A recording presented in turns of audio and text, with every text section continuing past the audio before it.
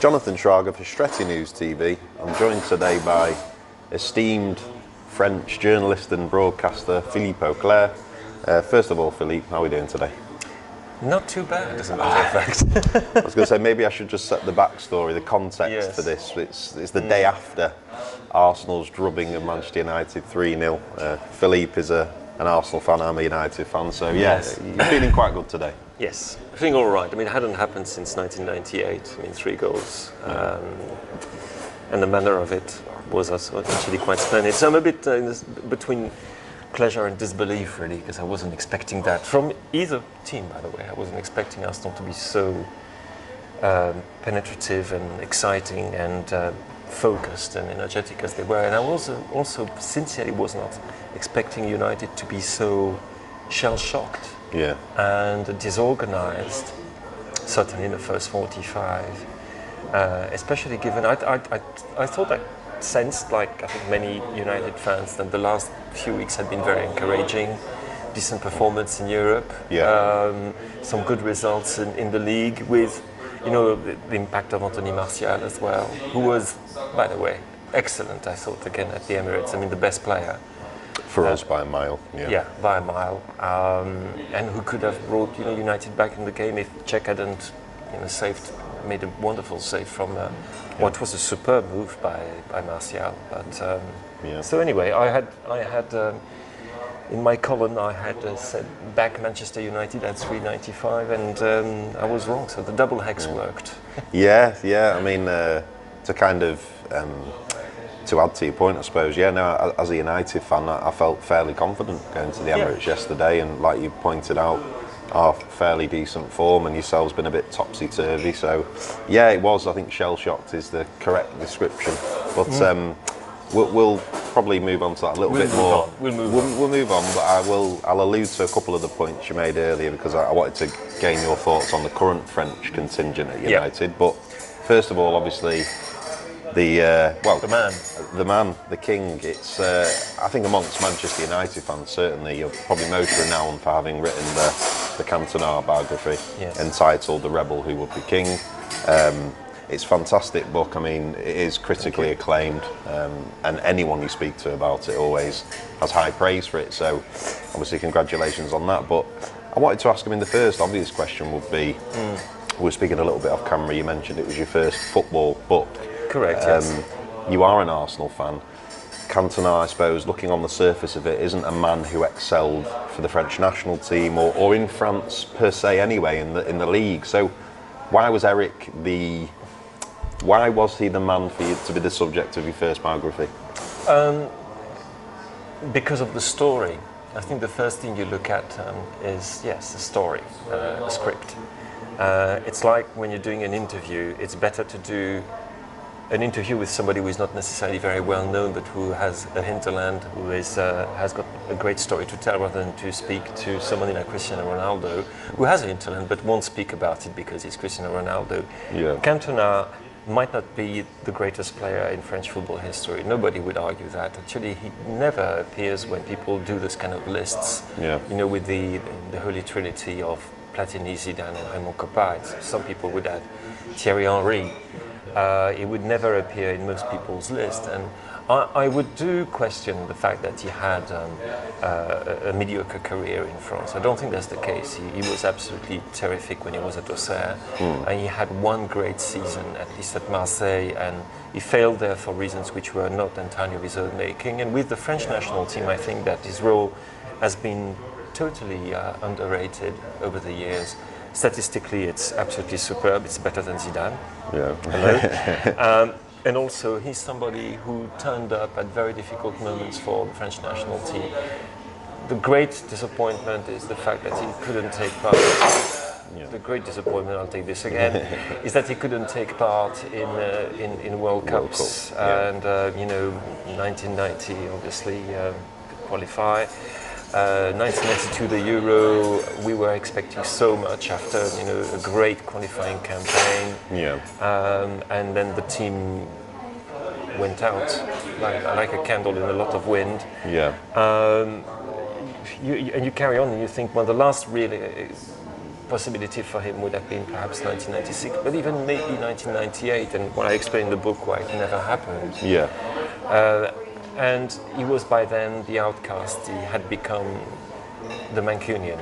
Yeah. And it was too late. But I think it's judged very harshly in France when people try to ascertain how good he was exactly for the French national team. We should never forget one thing, is that when France was at its lowest ebb, that is after those horrible defeats against Israel and Bulgaria, which prevented us from taking part in the 1994 World Cup. Eric Cantona, of the stalwarts of this team, was probably the only one who had the courage to puff his chest out, just like that, and say, I'm available, I want to carry on. Yeah. Many of the others, Laurent Blanc, for example, started to talk about retiring from international football in the wake of that absolute disaster, the Konstantinov goal and the dying seconds of the game, Ginola cross to the third post, as we say in French, and terrible defending, Emmanuel, but everybody running like headless chickens, and Konstantinov, crucifying us. But Eric, immediately after the game, told Houillet and Jacquet he wanted to carry on. He hadn't finished business. So I think he's been unfairly judged as far as his career is concerned. And I think one of the things, when I started the book, in many ways, I had a bit this opinion that he had been a failure with the French national team, that he had never shone with French teams, that it was only when he arrived at Manchester United that he realized himself fully.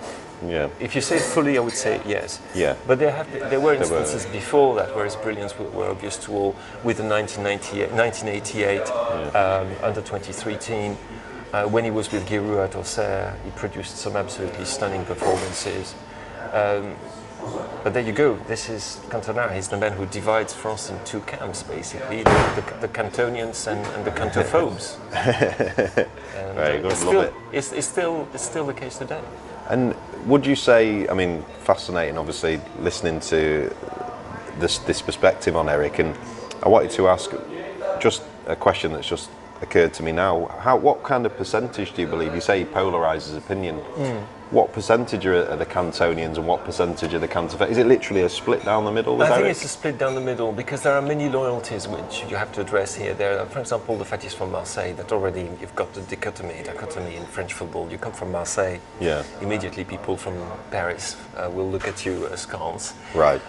With the Marseille fan themselves, he's not altogether popular. Yeah.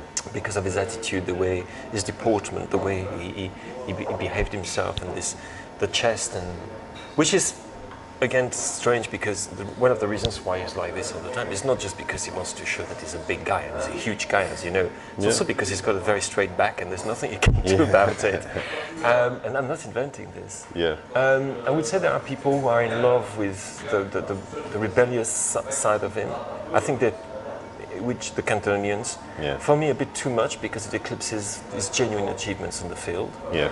And then the Cantophobes who think he was just a pain in the neck, to be polite, and that he was pretentious, arrogant, and that he was a fraud in many ways, that he was pretending to be things he wasn't, and so forth. And I would imagine that this camp would have more followers than the other. Right. That there are more Cantophobes than Cantonians. Yeah. Maybe things will change over time, but it was really felt within public opinion at one point that no, he'd done too much, that we can't cope with this anymore, Right. The shirt throwing, pushing the referee, throwing the ball, blah blah, all this his behavior with the FA. Even though I think that when he said idiot to every single one of them, he was absolutely right. Yeah. I'm not saying it was right to do it, but his opinion of these people was the correct one. They were idiots. Yeah. But you have to say at the same time, the people who always have had very fond, when you talk to people who knew him and worked with him, it's a completely different image you get. Yeah. There are some people who felt he was a bit overbearing or too silent, but a bit of both. Yeah. But also people, like his managers, most of them absolutely adored him. Yeah. Alex Ferguson was not the only one to really value him. I mean, you talk to Gérard Houllier, you know, he really loved him. Michel Platini was really scared of Cantona, but had genuine affection for him. I mean, and you could say that of, I think, with Gérard Gilly at Marseille, perhaps even Beckenbauer. I mean, there are quite a few people who had a very positive opinion about Eric. When you say scared of him, Platini, do you mean Physically scared.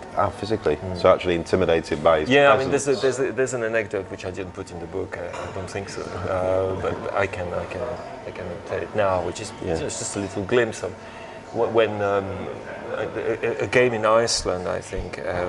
At the time, Gérard Houllier was assistant to Michel Platini, who was the manager of the French national team, and Platini decided to substitute Eric Cantona. And he told Gérard Houllier, but Platini disappeared and was nowhere to be seen afterwards because he just feared meeting Cantona in the dressing room. Right. Physically. Yeah. Because, you know, he was a violent chap. Yeah. I mean, he was. You can't deny that. Yeah. He could, yes. He was, certainly He could blow his rag. unpredictable, volatile. Yes. Very volatile. It's fascinating. You touched upon it as well with regards to maybe the slight underappreciation of Eric in France, and maybe a misperception really, Yes. or the misconception, should I say, that he underachieved a little bit during his national and career in the domestic leagues in France. I wanted to ask, do you think there was almost, like you mentioned, cantophobes, and was there almost a media agenda at one point when they felt that his attitude had eclipsed his talent, that they would feed into that by sort of bad-mouthing him in the press? I think that was much more ambiguous in the press. Yeah. There were some people who was, every time he did something wrong, this time he's really overstepped. You know, he stepped over the line. We can't have him anymore. Good riddance. Things like that. But there were many other people who thought, well, we can't do without Eric Cantona. There were other people who said, well, he's been so badly treated by some of his clubs, you can understand that. And there was a measure of sympathy also because before he became this remote character who didn't speak much to journalists, he was a remarkably friendly, open, a guy who always gave a great interview, who wasn't afraid to give his opinion. So there were an awful lot of journalists who really had a lot of affection for him. So I think it was far more ambiguous, shall we say, the message that the journalist. You know, there were some wonderful stories. I mean, how when you talk about underestimating, when they won the French Cup with Montpellier, that was a wonderful, wonderful story. That was a great team. There was great camaraderie. It ended too early. That's the pity of it. Yeah. But it was a wonderful adventure when it happened, the end of that season. And people who were part of it, when I talked to them, or even still talk to them, they said they almost have tears in their eyes because that was the great Eric we saw that part of the season. But unfortunately, as you know, he moved from one club to the other. Even when he was at Bordeaux, and he was not there only for 6 months, he was not a failure at all. Yeah. And he didn't, and he kept quiet. And when you go back and you watch the games and you read the reports, Cantona excelled today. Another superb performance by Eric Cantona in an unfamiliar role. I mean, you always think, actually, he was bloody good. Yeah. And there are so many stories of his generosity and of his kindness to others, as well as of his aloofness and sometimes his outbursts of violence, mostly verbal violence. People have got, talk to Giroud about Cantona, I absolutely loved him. And so I think there's a great ambivalence. Public opinion, unfortunately, doesn't have this nuanced opinion of Eric and tends to see him in black and white terms all the time. Yeah. Part of the problem being that when Eric was defended in the press and by writers, he was defended in terms which I think were the wrong ones. They were by people who espoused entirely the Cantona agenda, completely bought into the poet footballer, the footballing poet, legend, and elevated him to the rank of a kind of Arthur Rimbaud of football and or Che Guevara of football, and that is ludicrous because he was that, he wasn't that. He was first and foremost a footballer. He was also a footballer who played for the team before he played for himself, which is again something that people tend to forget. Which is for me one of the what makes him great. One of the things that makes him great, compared to what I see in some modern footballers. He was the king, and he was very proud of it. And he would have the collar and all these things reminding people that he was the king. But he was also one of those guys who, when he had a 99% chance of scoring a goal and he had a teammate who had a 100% chance of scoring the goal, always passed the ball to the teammate. For me, a bit like Luis Suarez, which is probably one of the things I love the most in a footballer. I think any football fan loves about his players. In your club, you love this kind of players. So I'm, perhaps his rebellious streak and his personality and even the way he played football, an enthusiasm for it, made him, a square peg in a round hole, or a round hole in a square peg in French football of that time. And which is why he could only go, if he went to England, England was the only country who could possibly have had him. I sometimes wonder, if he had gone to Italy, as looked likely at one point, at 2 points actually. Before he moved to Manchester United, and also after he moved to Manchester United, when he started having some disciplinary problems. What would have happened of Eric, at Inter, for example? I don't think it would have been a great success myself. No. Wait. I think the defenders of that time would have sorted him out in no time. He would have spent a lot of time suspended. Maybe not as long as he did in England. For different reasons. Giroud, the Auxerre manager, who was like a second father to Eric, who had to leave his family so early, and he had uprooted from sunny Marseille, this lovely part of Marseille that they lived in as well. It's gorgeous, and having to move to Auxerre, which is a very pretty city, but where nothing happens. It's quite bleak in some ways, where the winters are unbelievably cold. And where he knew absolutely nobody, and he had this funny accent and already this very strange personality. It's strange, not strange personality, but a personality that set him aside from the people you generally find in football academies. And Giroud was like, a second father to him. I mean, again, not necessarily the kindest of fathers at all time, but somebody who had a genuine rapport and genuinely tried to help him as far as he could, and with whom he's kept a great relationship. And I wanted to ask as well, obviously we talk about his rebellious side and maybe certain members of the media lambasting him at certain points, but what is undeniable, even if they did underappreciate his achievements whilst in France, what's undeniable obviously is that he was the catalyst at Manchester United for subsequent decades of dominance. Transformation. Absolutely, and you speak to Sir Alex and he will tell you the same thing. Absolutely. So I don't think it's an over-exaggeration to say that. And the can opener, exactly, and so I suppose what the question is, at that period, was he appreciated in France? Could at least French journalists distinguish that, yes, he has been a great success whilst at Manchester United? Yes, and absolutely. That is without a doubt. Even though you have to remember that the exposure of English football in France was nothing like it is now. Today we have 5 Premier League games broadcast live, plus countless highlights programs and crazy. The advent of the Premier League, crazy, and because Eric's period at United coincided with the advent of the Premier League. He was a catalyst for the birth of the Premier League. As Ryan Giggs, Gary Speed, Eric Cantona, people like that.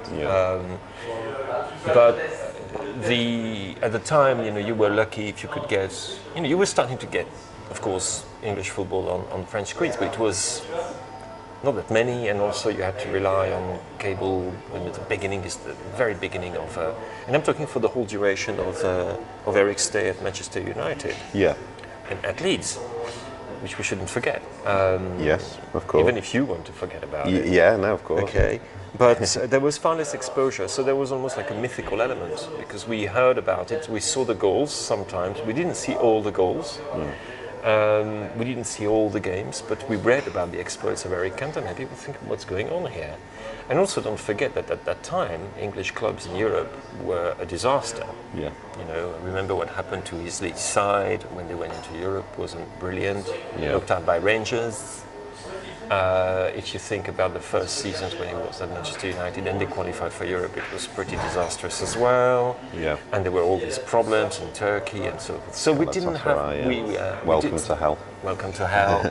And we didn't have, we didn't know as much of what he was doing as we would have done today. So therefore, in a way we could mythify it more. Yeah. Just by looking at the stats, thinking, wow, Yeah. it's extraordinary. What is going on here? And then the question became, why isn't this guy playing even more regularly for the French national team? Why doesn't he become the main man? Yeah. You know, why is that? And which is, I think, when the Cantonians started to get a bit more of a say, and then when he was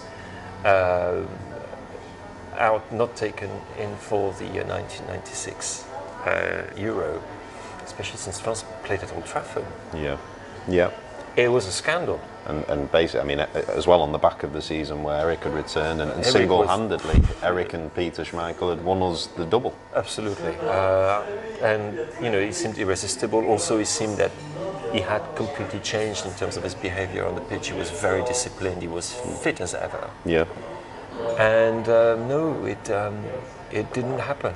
And people thought, okay, maybe it's time to bring him back into the fold. But it was felt that there were too many people who would be upset by his return within the French national side, that he wouldn't balance the team. And I think Aimé Jacquet, to his credit, has said that it was for him a heartbreaking decision to make, and that he tried to bring Eric back in the fold. And Eric actually, in his funny way, refused because he wouldn't play the kind of role that Aimé Jacquet had in mind for him. And once that was done, that was it. And some people will say, well, if we had Eric in 1998, would we have been world champions? Who knows? Instead of Stéphane Guivarch, you know, as a number 9. If we had him in Euro 96, where we had a very strong, incredibly strong squad, but we didn't quite have the players up front, perhaps, that we needed, having Cantona at the top of his form. Well, we should have won the bloody thing. Yeah. We'll never know. Yeah. But this is the one moment I would say where people realized that he was doing something very, very special for Manchester United, and they were asking themselves questions: why is it happening in Manchester? Yeah. And it's not happening elsewhere. But there also had been the Selhurst Park, incident, if you can call it that. And so again, it was a state of flux. Nobody quite knew what to say. And you went with your heart rather than with your head when it came to Eric. Some people said, no, don't think about the guy who thumped Simmons and Selhurst Park. Think of the guy, again, who it's 1-0 to Manchester United week after week after week after week. You don't even need to look at who scored that goal. It is Eric. Yeah. Yeah. And then afterwards is this odd 96-97 season, which I personally don't like, and I don't think it's a season that gave much pleasure to anybody, to be honest. It was pretty bleak, and Borussia Dortmund was horrible, wasn't it? And he's becoming a bit fat, and he's not the Eric of. I mean, he's still Player of the Year for Manchester United. Yeah, and to his credit, I suppose internally, he was honest enough with himself to realise that the flame had gone out, extinguished, and therefore he walked away, which was astonishing to many people at his age. But I wanted to ask just before we sort of progress on to that, regarding the book. I mean, I've heard so many great things about it. Purposely, when I've come to meet you, I've not read it yet. It's something I'm going to read, but because I wanted to ask questions based on not knowing as much. Okay. When you set about this, because one of the general comments that people made as well is it's very comprehensive, like it's greatly detailed about Eric, and I wanted to ask, first of all, did you have any access to the man himself when writing this? And second of all, I told him. Yeah. I made sure he was aware of the fact that I was doing the book. I asked him whether he felt that he could answer, a few questions, or if I had queries, could I go to him? Yeah. And I got the message through to him through Henri Emile, who was the much more than the kit man. He was the man who did everything for the French national team and was working with beach soccer with Eric. So I know I sent a fax to his hotel. He was in Guyana at the time. Okay, yeah. Then I made sure the message was passed on, because as you know, Eric is not an easy man to get in touch with. He was not at the time the most reliable of interviewees as well. Right. So I made sure he was aware of it. Then I saw him in London, and again I talked to him about it. I got the distinct impression that he didn't really care one way or the other. Okay. But he said, yeah, fine, get on with it. And I explained to him that I'd spoken to an awful lot of people who knew him very well, including his former wife, Isabelle. Okay. But I would say that one thing, I didn't want to do an authorized biography. Yeah. Because, first of all, I don't really believe in authorized biographies. I wanted to have full freedom. Yeah. I wouldn't say it's an authorized biography either, Yeah. in terms of he's given me the permission to do this, but he's never put any obstacle in my way, Yes. which he could have had done very, very easily, as he knew that I was doing it. Yeah. He didn't tell anyone, don't talk to this guy, don't talk to this guy. Yeah. So I never really wanted to do it with him. Mm-hmm. He'd already done an autobiography of sorts a few years before that, Yeah. with a French ghostwriter, which was great to read, but loads of it was completely factually wrong. Eric doesn't have a great factual memory. And also he doesn't care much about these things. He's more interested in the present and the future than he's interested in the past. Yeah. And it's always been the case. So it made far more sense to say, well, okay, if I were to write a biography of a poet who's been dead for 20 years, what would I do? I would go and see his family, his friends, blah, blah, blah. So that's what I did. I approached it exactly as I would have approached the biography of somebody who was no longer with us, so to speak, but for whom I could find a number of witnesses who would be authoritative and as unbiased as possible, and trying to find people who hadn't talked about him a lot. Yeah. Not people who purported to be best friends and so forth, but Yes. sometimes it's one thing you find in this, as I found when I did the Henri biography. Yeah. Sometimes you talk to somebody who perhaps might have only spent 2 days with a person, and who will be far more revealing, Yeah. because the observer counts as much as the observed. Yes. There's certain kind of sympathy and empathy. Perhaps And also something special maybe happened. Yes. less emotionally attached, maybe to the subject as well. And at the same time, you want people who are emotionally attached, and then after a while, you start to build an idea of who that person is and all the contradictions that make him. And Eric is just such an accretion of contradictions, and between the generosity and the.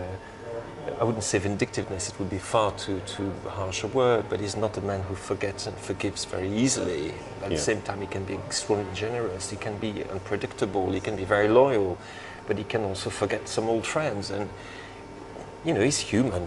But he's a human, is extra human. He's not superhuman, he's extra human as in almost every single of these qualities and characteristics seems to be magnified, both by who he is, who he wants to be, and what happens to him. Yeah. So that makes for a fascinating subject and a fascinating story. I mean, the story in itself is fantastic. It's a great one to get into. Yeah. And also, the more you get into it, the more you talk to people, and not just talk to people, but also just going back to the facts. Reading match reports, reading interviews given at the time. The more you realize that the image that we have of him is so warped, and that to strike a balanced vision of, I wouldn't say who he really is, because I don't know more than he does himself. Yeah. But to give as fair an image as well, as fair, I would say, an image of who he is. It becomes this incredibly subtle exercise, which is, for a writer, absolutely fascinating, bloody difficult, and you have to work hard on it. I can tell you that. Yeah. But no, to answer. To cut short a very long answer, an almost Mourinho-esque answer. I didn't speak to him. I didn't ask him, for example, what did you think of your time at Marseille? I didn't ask that. Right. I used material that already existed, which I could trust. Yeah. And what I did sometimes, when I did that, is that I talked to the people who had done the interview and to clarify matters, because sometimes you think, well, how did he say it? Do you think he was serious when he did that? When he said that? And so trying to be, again, as fair as possible. So. And of all the kind of sources that you did approach and you gained insights into Eric from the various sources, you mentioned his ex-wife, for example. Yeah, she was very precious. Right. Very precious. And which was the one? I mean, did you find his old school teachers? Did you find anyone that had taught him football at the age of 10? Or, things like that. Who was the most? I mean, it's probably a question that's unanswerable in many ways, because I'm sure everyone gave you very different insights into Eric. Well, indeed. Who surprised you the most, maybe, as a source that gave you? You mentioned before someone that maybe only spent 2 days with him, but gave you such a great insight into Eric. I think the one who for me was a godsend is a photographer. Okay. Didier Fèvre. The one that maybe took this photo? No, the cover? This photograph was taken by Isabelle Waterneau, but talking to Isabelle Waterneau as well, and she only did one session with him, but she's a very articulate, I shouldn't even say that, but no, she's more than articulate, she's an incredibly sharp observer, she's a photographer, she's an artist. And she gave me some really good stuff about Eric, but I think Fèvre was the one. It was a friend of mine from l'équipe, Jean-Michel Rouet, who said you should talk to this guy. This guy knew Cantona better than anybody at one point. Yeah. Because he was one of Eric's. He was one of the people who took Eric within art, the realm of art, and helped Eric become an artist. As his collage, his paintings, some of which are really striking. Yeah. People don't know about them. I mean, don't know much about them, but some collage in particular are really excellent. Yeah. And they were very, very close. They would, travel together. The absolutely extraordinary story about Eric's retirement when they went on Christmas holidays together. And it was Fèvre and the Cantonas together. Yeah. And the extraordinary scene on when they're on the skiing lift and they stop the skiing lift and they try to convince him not to retire. All this is directly from Fèvre, which is a story that really had never been told before, which is always great when you write a biography, but also gave incredible insight as to what it was to be, or like to be a friend, and a very, very clear, very close friend of Fèvre. He was tremendously helpful, and it's not, it was not an obvious thing to do, because yes, he photographed Eric a few times. Yeah. But his friendship was not really known by many people, and his friendship ended in 1991. Right. So this made me understand a lot about the Eric of, up until he goes to England and the rupture. Yeah. But also, I spoke to the gentleman who was in charge of him when he was at the academy, when he was 13, 14 years old. You took that, his English teacher, and he was at school. Yeah. And on, all these sorts of things. That's great fun. I can imagine. Yeah. Were there any early indications? Again, I can't wait to read the book now. Obviously, I've purposely not read it. Were there any indications at an early age of Eric, the poet, the philosopher, the artist? Were there manifestations of this from a teenager? I think he took the habit of, it's a family thing. His father was a painter, amateur painter already, and he also had an uncle who was very, very important to him in that respect. Yeah. And it was always something in the Cantona household. It's a family that it's part Sardinian, part Catalan. It's a family that has it's all this Mediterranean life is bursting through the history of this family, and there was always this side of it, this artistic side to it, which he. If you look at the paintings he did when he was at kindergarten, I think there might be one in there. I think there might be one in there. I think there is one in there. It certainly was one in the long list of photographs I had chosen. But wow, he had a sense of color, and it's something that he did from a very early age. Poetry, I'm not too sure about that. The attraction, Yeah. yes, to poetry, yes. The attraction to this very romantic idea of the artist is something he had from a very early age, and which he then cultivated, and to become another person out of Eric the poet, which. And he very much always touched on it with his analogies of the footballer, the artist, the player, artist, the painting, and the passing is a painting. Yes, and sometimes, let's be fair, talking complete rubbish about it, but at other times being spot on, and also giving, I think, a very honest appraisal of his own vision of thing and of what really mattered, and what he loved in what he loved the most in the game, and why it infuriated him to see somebody pass the ball not in the sense of in direction of the run, but to the player or a little bit back, so not to risk anything. Risk-taking is the most important thing. You have to take risk. You've got to go forward. You've got to do this. You've got to do that. At least that's what he purported to do. Because as a manager, I'm sure he would have been far more defensive than that. But there you go. I think it was always there in his temperament, absolutely. Yeah, his favourite, one of my favourites was when he described the pass to, I believe it was the game he returned after the ban against Liverpool. And he passed the ball for the penalty. Certainly, it was Ryan Giggs. Absolutely. That got brought down, and he described it as the pass was like giving a gift. It's like giving a gift to a fellow player, and he was happy that he could give. When he saw it was Ryan, an offering exactly. And when he saw it was Ryan, he knew that it was in safe hands when he handed the present over it. He's just captivating. But I wanted to ask as well, subsequent to the book. Have you had any dialogue or contact with Eric? Has he read the book? Has anyone close to him read the book? And if so, what was his impressions? I do not know. Two of my friends, I've talked to him about it. Yeah. One of them is Robert Chalmers, who is another Manchester United man, and who knows him, who's seen him a few times. And he didn't say much about it. Okay. And second was a French friend of mine who talked to him. I think by then he had read the French translation, because this book was written in English and then translated into French. Okay. And I think he was ambivalent, and I think he has every reason to be ambivalent, because I certainly don't try to paint a portrait of Eric as a saint. Right. As in, the famous Michael Brown painting where you have Eric and Neville and Beckham. The Fergie fledglings. Absolutely. And Eric in majesty. Yeah.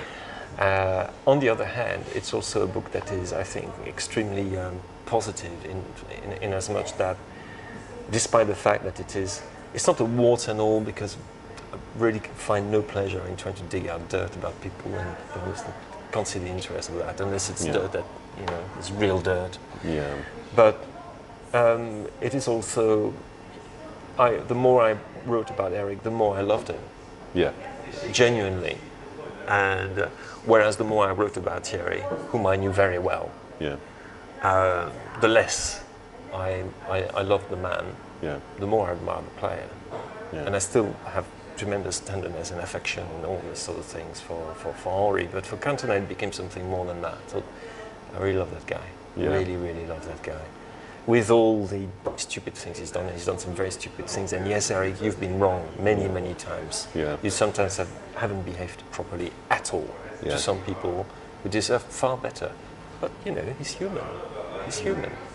And because the book is not a panegyric, but it's not a devastating critique of, I think perhaps he's ambivalent about it. Yeah. I don't know. I would hope so. And is it not something by where are you curious to have a face-to-face rendezvous with Eric, just to speak to him about? I mean, it'd be fascinating to I imagine. I would first need to perhaps. He hates talking on the phone. Yeah. And I don't like talking on the phone, so it won't happen on the phone. I wouldn't mind one day, yes, to be sitting with other people around me, by the way. Yeah. Sitting with him and say, actually, and if there are things, which are wrong, because that's the other thing I told him, if there are things which are wrong, because I made sure a copy was stamped. Yeah. if there are things which are wrong, this is one area in which, you know, I would really welcome your input or the input of anybody saying, no, it was not on the 7th of February, or no, I never met this person, or no, I'd never promised to go to that club. Okay, I would really appreciate that. Yeah. But I had no response to that. Neither I had from Henri, by the way, when I did the Henri book. Yeah. It left me very much to my own devices. Yeah. So that would be great, but also it must be weird, you know, to have somebody. You know, I know that because in my other life as a musician, nobody has done my biography, but loads of people have written profiles of me, and sometimes I read them and think, who the hell are you talking about? So, and sometimes you think, oh shit, yes, I'm really like that. So it would be very interesting to exchange on that, but I think we would need some preparation. Yeah. And perhaps it's a good thing that some years have passed since the book has been published in French. Yeah. And that now perhaps probably, also I think he's changed. His new life has changed him, and I'm trying to get in touch with him for something completely different. And the people I'm talking to are saying, you know, Eric is far more reliable, he's far more together, he's at peace with himself, he's really feeling great in his skin. So he's not the Eric of yesteryear, he's changed. He's a far more mature person. Yeah. So we'll see. From my dealings with yourself, obviously you seem like a very affable bloke.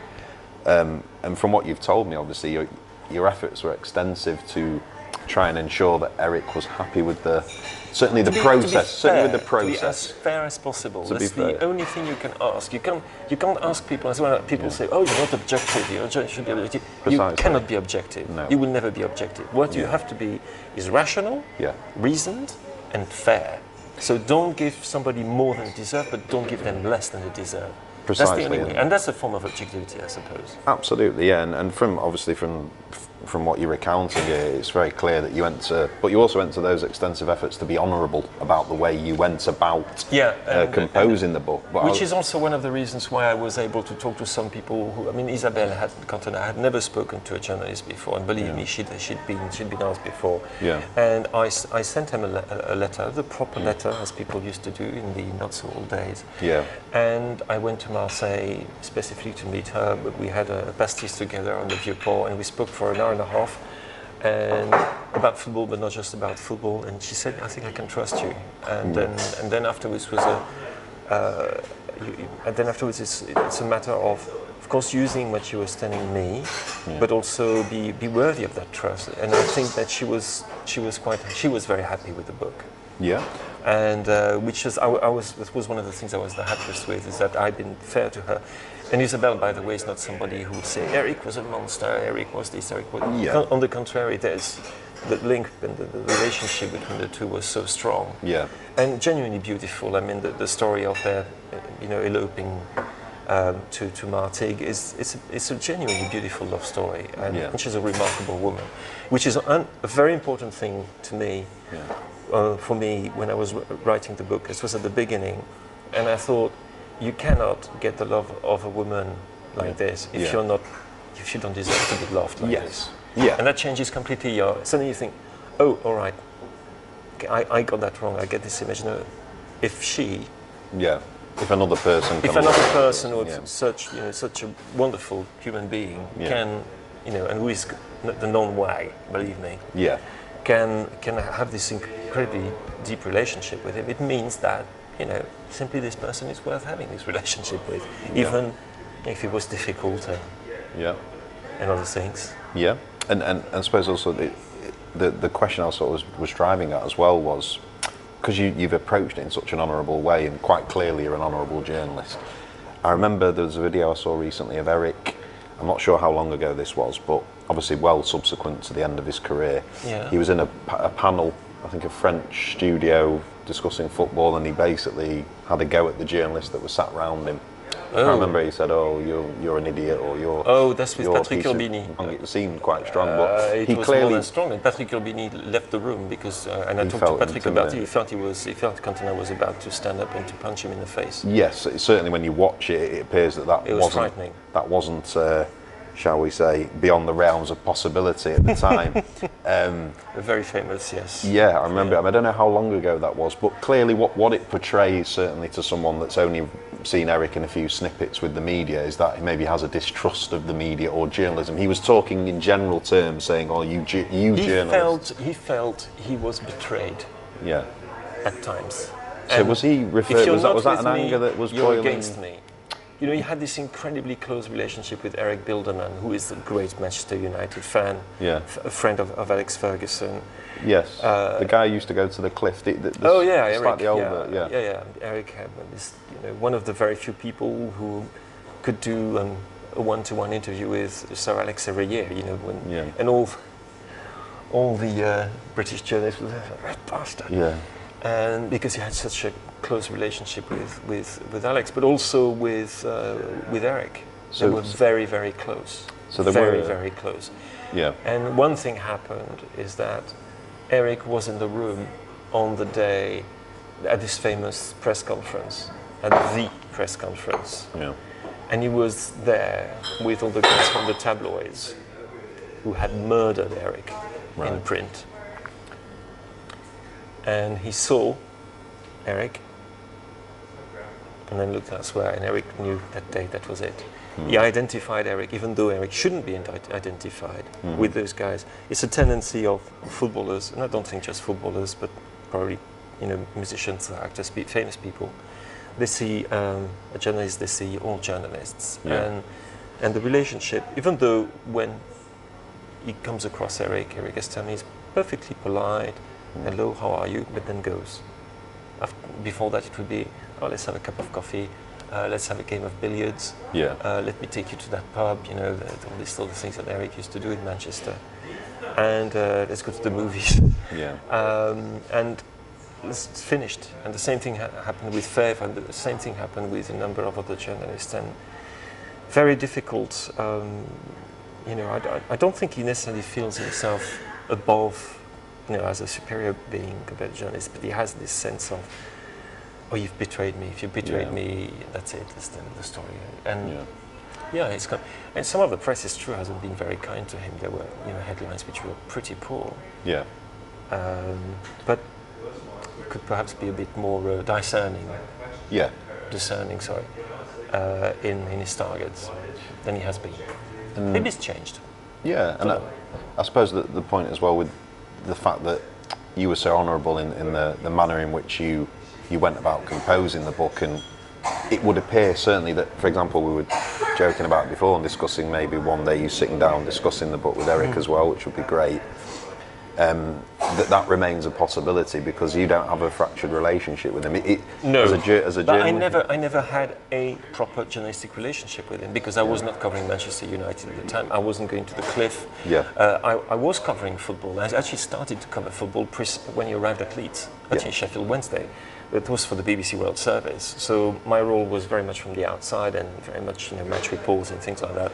Very, very, very little contact with players. So I was seeing Eric from afar. Yeah. So I didn't have, and then when I started to be a journalist who went to the training grounds and so forth, he had retired. Yes. So you've never done a formal interview with Eric? No, never. So in a way that makes things easier. Yes, of course. Like for Thierry, it was the complete opposite. For Thierry, I had been, I think, to all but 2 of his home games with Arsenal in every competition, and spoke to him after most of them. Yeah. Certainly the first 4 seasons. Yeah. Afterwards it became a bit more difficult. But completely different situation. Far more difficult in a way to deal with. It's not necessarily proximity to a player when you're a journalist, which makes it easier to write about that person afterwards. Yeah. It depends on your relationship, but I'm very wary of the idea that you can be friends with a footballer. Yeah. I'm not friends with any current footballers. Yeah. A couple of which I get on extremely well with. Yeah. Ex-footballers, yes, there are a few that, you know, might go out with, but not on the town, drinking Cristal, more, you know, having a bite to eat or something like that. Yeah. And that's it. And I'm very wary of people who are too close to a world that is so far removed from them. Yeah. If they earn in a week what I earn in, you know, a year and a half or something like that. Yeah. Sometimes in 3 years or 4 years, depending on who you talk about. Yeah. So it's you know, different, you know, different world altogether, which we're cut from anyway, completely almost today, which was not the case when Eric was around. No, Wasn't it's the case. a far more moderate time of football. Yeah, well, you see the house where he lived in Leeds and where Isabel and the children carried on living when he went to Manchester. Yeah. It's a very humble house, not even a house, it's kind of semi-detached, you know. Yeah. In not the nicest bit of Leeds. Yeah. And he never was into that kind of thing. Even the house he lives in now is nothing, it's nice. Yeah. It's nothing. A humble abode. It's not, well, it's nice, but it's not. It's not overly Buckingham lavish. Palace. It's not Buckingham Palace. Yeah, and I suppose the whole crux of Eric and United and that special relationship. And one question I wanted to ask you: why? I mean, you probably know quite a lot about Manchester as well as a city and its rich history. I've learned culture. a lot about it. Yes. Why do you think that relation? Why was Eric and Manchester United a marriage made in heaven? Is that something you honed in on in the book? Oh yes, very much so. Is it kind of difficult to It's articulate very difficult it? it's very difficult to answer in a couple of sentences. First of all, the circumstances. Yeah. You've been ostracized. You've been punished repeatedly in your own country. People are saying horrible things to you. And you find a place where somebody welcomes you with open arms. I think it's important to say as well that Eric had a great apprenticeship of England at Leeds United. Yeah. He arrived, and maybe that's a point I'm making now, and I think I should have made it clearer in the book, even though I spend a lot of time talking about Leeds United. Yeah. He arrived in one of the best dressing rooms in the country with people like Gary McAllister, with Gary Speed, like Gordon Strachan. Good people. Yeah. Very, very good people, honest people, and who really tried everything to make him feel at home, really liked him, liked his persona, went on a town with him from time to time, but were also very dedicated footballers. Yeah. And he was adulated by the public there. He fell in love with the English crowds. Yeah. It's like suddenly, wow, I'm home. Suddenly people accept me. That's the first thing. So England is my home already. Yeah. I don't know why I love you, but I love you. Only he. Then the treason, of course. Yeah. Which, by the way, it's not a treason at all, but there you go. And then he meets Alex Ferguson, who is daddy. That's it. I've met my daddy. Yeah. A man who loves players who are big players. Yeah. Who loves big personalities. Who also understands how we can make Eric into, the man who is going to finally unclog the machine and make Manchester United score a few goals. I mean, which he does from the beginning onwards. It's extraordinary. You compare the rate before he arrives that season and afterwards. It's like, wow, it's like somebody has switched on the light. Yeah. So he finds that. He finds also a crowd that has espoused him. He likes also, it's the time when Manchester has got this idea, this image of a rebellious town in terms of music. Yeah. It's a proletarian town. It's not flash or anything like that. It's not hipsterish, like it's become a bit. Yeah. It's got these pubs that he loves to go to. He's got people who leave him alone when he's in the street. He's got the movie theatre, the cinemas that he can go under the arches, which he can go to. The art house cinemas. Yeah. Yeah, and he absolutely loves it. Yeah. And this, when you give an unconditional love, how can you not accept it? And he's somebody who has an awful lot of love to give. Yeah. So I would say that the love of Manchester is a continuation of his love, his love for England and his love, of what he learned when he learned at Leeds, which again is something I perhaps should have insisted more on, that his introduction to English football was such a contrast to what had gone on before when he was in France, where it was quite the opposite, really. Yeah. That, he was reborn. He found his home. Yeah. The club found its player, the player found his club. Yeah. So when that happens, it's like this. Yeah. It's like, Henry with Arsenal, or Vieira with Arsenal, or Bergkamp with Arsenal, as a matter of fact. Yeah. But I'm sure there are plenty of other examples in any club. Suddenly, it could have been Luis Suarez with Liverpool if he had stayed. Yeah. Something happens, something clicks, it's mysterious, and suddenly you adopt this person as one of your own. And he's always been looking for father figures all through his career, all through his life. And can you have a bigger father figure than Alex Ferguson, who also makes him feel really special because he gets he's treated not like the others. Yeah. He can pop in wearing a psychedelic jacket at a function. He can arrive late a couple of times at training, but it's because he's got lost on the motorway because he was still living in Leeds at the time. Yeah. And Ferguson is aware of that. And then Ferguson can see how he's spending time on the training ground with the youngsters, and how the youngsters are looking up to him all the time. And all these things, and then the results, of course, if you fail, none of this will happen, but the results immediately pick up. Yeah. And that's that. And the great story has started. This is a very short story. When you Yes, think it about was. It was a whirlwind romance, but it was... By Eric's beautiful standards, romance. it was an extraordinarily long, it was a golden wedding. Yes. Compared to his other clubs. But even though, he's not, compare him to other contemporary footballers, you'll find that he's not a man who has worn the jerseys of so many clubs. No, it's true. Auxerre? It's more of a modern phenomenon now, isn't it? Yeah. Auxerre, Marseille, and then he was Martigues, but he was sent on loan. Yeah. Marseille, then Bordeaux, he was sent on loan. On loan, yeah. There's Montpellier, that was Nîmes.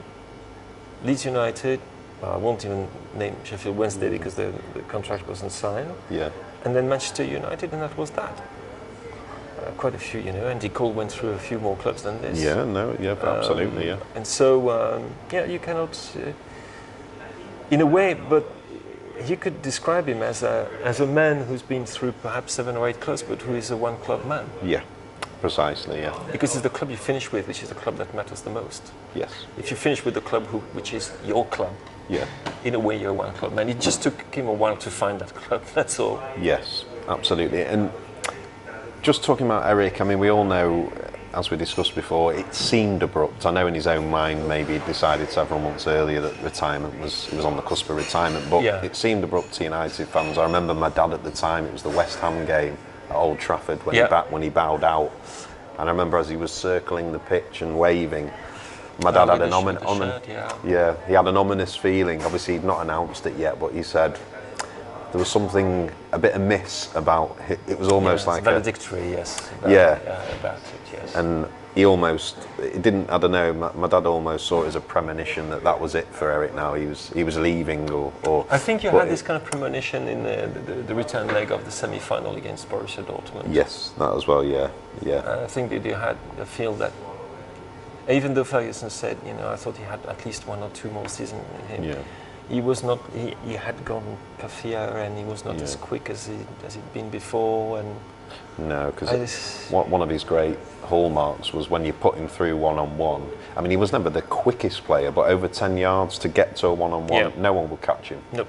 But he like I say, getting bulky around the thighs. Yeah, absolutely. It was noticeable. But I suppose the question being, when he did retire, he's had little glimpses with football. I know, the French beach football, and I've seen him obviously in that media thing. I don't think he does it regularly. He sort of flirted with football. Obviously, there was the little relationship with New York Cosmos, which was slightly. I think there's a legal dispute going on, but also it was one of those things that was a bit mystical. I think people never understood it really. I think for Cosmos, I mean, without going into great detail, because I don't know the dossier well enough, but I think a lot of it was, I wouldn't say for pretense, but it was a way to get publicity for one of the. Maybe it was different in his mind.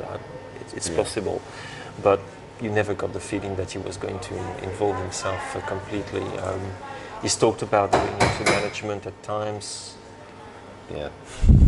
This was the segue. This was the key question. Could he be manager of Manchester United? This was the key question. I was going to say, because he's only really flirted with football sporadically in terms of his involvement in it. There was I'm this not even sure romantic it was idea. badges. Right. Okay. Well, Possibly. To be honest, and I should know this, but I don't. right. So, Well, okay. but there was this romantic notion that Eric would return one day. You know, like as spontaneously as he left and He could become Manchester return. United manager. Do you think this is ever a feasible possibility? In my heart of hearts, I don't think so. I don't think Yeah. it's feasible. I mean, Eric coming back to Manchester United as an ambassador to the club, as a member of the board of directors, why not? Yeah. That I could imagine the same way, like, for example, Robert Pires is an ambassador for Arsenal, or Sir Bobby Charlton had that role for a very long time as well for Manchester United. Why not? That makes it. Or the way that former Italian players have this role with Roma, Inter, Milan, and so forth. Yeah, absolutely. To become a manager, first of all, as I said, as he got technically what is needed to become a manager. What kind of a manager would he be? I mean, he was not, with beach volley, he was not unsuccessful, by any means. Yeah. But it's a different sport. Yeah. And it's also a sport that I would say he almost invented for his own benefit. With his brothers. Yeah. With Joel in particular.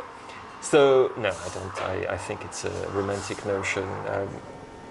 It's like the guys at Liverpool, talking about Jamie Carragher and who else? Like Stevie Stevie Gerrard. G. Yeah. Come on, Carragher perhaps in 5 years' time. He's going through his patches, but 'Cause obviously with and I can imagine that. Let's put it that way. I can really imagine that. and Gary Neville at United, for example. Absolutely, That's, completely. Yeah. Absolutely. Conceivable. It's Completely conceivable. Thank you very much. Thank you very much. Conceivable and perhaps a bloody good choice, as a matter of fact. Yes. Yeah. But with Eric, maybe Eric, a romantic notion is as it will remain. and also I think the age of those incredibly charismatic ex-players becoming managers of their own club, I think those days are gone, which I'm not too happy with. But like Cruyff at Barcelona, Yeah. Yeah. not too sure about that. Yeah. It's De Boer at Ajax is doing okay. I mean, I'm sure you can find loads of examples, but a player of that stature, I'm not sure. Pippo Inzaghi hasn't really worked with Milan, has he? No. So I can't imagine it. Yeah. Philippe, an absolute pleasure chatting with you. It's Thank been fascinating for me personally. Eric was one of my first footballing idols. Okay. My firstborn son, his middle name is Eric. His first name would have been Eric, but his mother is a City fan, so she wouldn't allow it. Okay. My cat was called Eric anyway. Basically, I was a big fan. So it's been fascinating for me personally, and I know that United fans will love this interview as well. So thank you very much. You're very welcome.